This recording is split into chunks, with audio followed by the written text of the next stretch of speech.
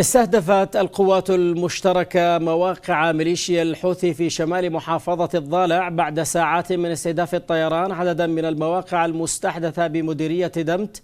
وذكرت مصادر محلية أن القوات المشتركة استهدفت بقذائف المدفعية وصواريخ الكاتيوشا مواقع وتعزيزات لميليشيا الحوثي شمال جبهات الفاخر على حدود محافظة إب.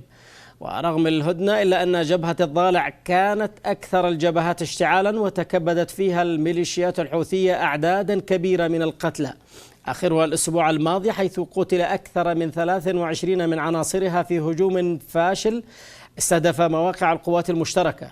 وحسب مصادر عسكرية فإن ميليشيا الحوثي أرسلت تعزيزات إضافية إلى خطوط التماس مع القوات الحكومية في محافظتي إب وتعز ضمن الاستعدادات لمواجهات شاملة بعد انهيار الهدنة التي رعتها الأمم المتحدة قبل 4 أعوام.